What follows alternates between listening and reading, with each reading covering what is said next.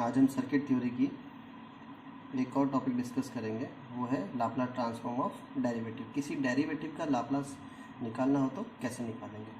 हम जानते हैं कि अगर किसी फंक्शन एफ टी का लाप्लास लेना हो तो वो एफ एस के इक्वल होता है, और उसको कैसे निकालते हैं, integration zero to infinity F T E raise to power minus S T D T. मतलब किसी भी फंक्शन का अगर लाप्लास लेना हो तो हमें ये फॉर्मूला यूज़ करना पड़ता है, एफ टी और E raise to power minus S T D T. अब हमें क्या करना है कि अगर हमें इसका इंटीग्रेशन करना है तो हमारे पास दो टर्म है, और उसको सॉल्व करने के लिए हमें इंटीग्रेशन बाय पार्ट्स यूज़ में लेना पड़ता है। तो इंटीग्रेशन बाय पार्ट्स में हमने क्या किया है, एफ टी को तो यू अज्यूम किया है और E raise to power minus S T D T को डी वी अज्यूम किया है। तो u इज इक्वल टू हो गया एफ टी और D V is equal to हो गया E raise to power minus S T D T. अगर हम इस u को डिफ्रेंशिएट करें डी यू तो हमारे पास F T is equal to हो जाएगा F dash T D T. इसी तरह से dv को अगर हम आगे सॉल्व करना चाहें तो इसका इंटीग्रेशन करें तो v की वैल्यू आएगी, इधर भी इंटीग्रेशन करेंगे और इधर भी इंटीग्रेशन करेंगे, तो इधर वैल्यू हो जाएगी v और उसका इंटीग्रेशन होगा E raise to power minus S T D T divide by minus S, क्योंकि t का कोफिशिएंट क्या है, माइनस एस। ये इंटीग्रेशन बाई पार्ट्स में हमें करना होता है, ये मैथमेटिक्स का एक पार्ट है। आपको ये पता है F S is equal to F S zero to infinity, और हमारे पास में ये शॉर्ट हो गया है, एफ टी को हमने अज्यूम किया u और E raise to power minus S T D T को अज्यूम किया है डी वी। अब इंटीग्रेशन बाय पार्ट्स में जब हमें करना होता है तो हमें क्या फॉर्मूला नेक्स्ट पुट करना होता है, u dot V zero to infinity minus zero to infinity V dot you.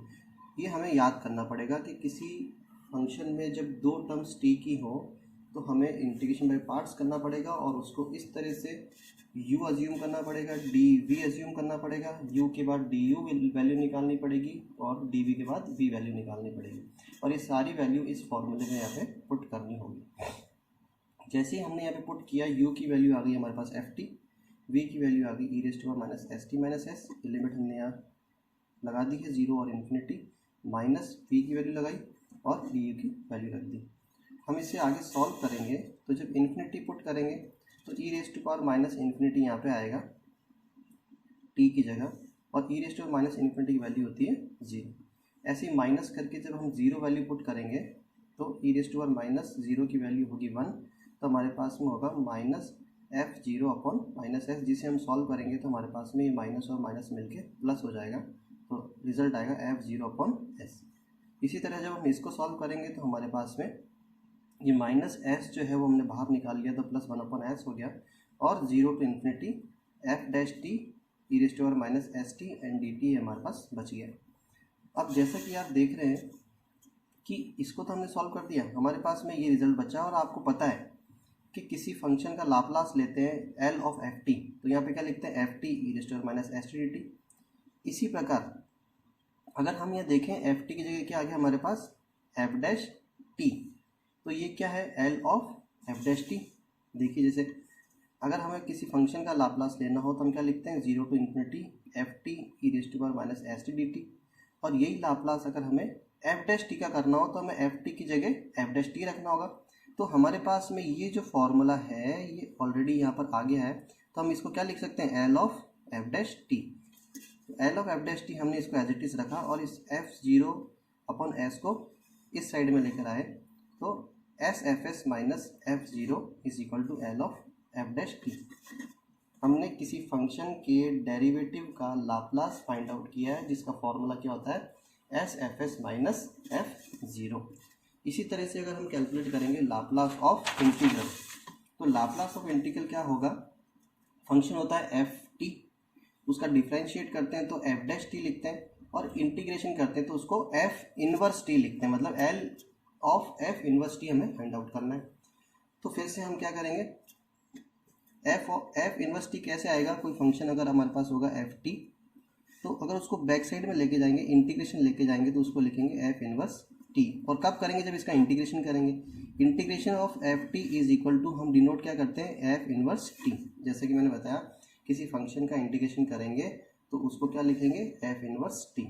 और बेसिक फॉर्मूला हमारे पास में क्या है, किसी फंक्शन का लाप्लास क्या होता है, zero to infinity F T E raise to power minus S T D T.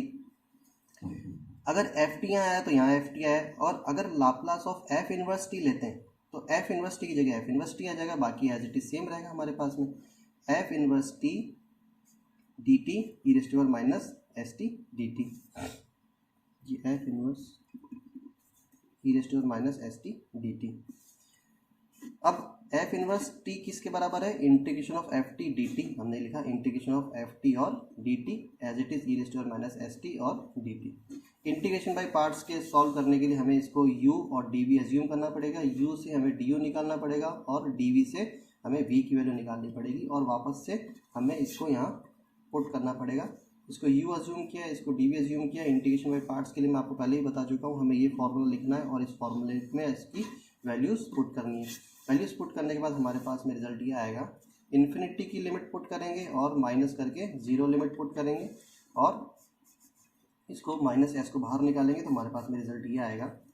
यहाँ माइनस इन्फिनिटी है, इसकी वैल्यू जीरो होगी क्योंकि ई की पावर माइनस इन्फिनिटी जीरो होता है, और ई की पावर जीरो की वैल्यू वन होती है। तो हमारे पास में क्या बचा, integration of F zero divide by S, और ये एज इट इज हमारे पास में आया।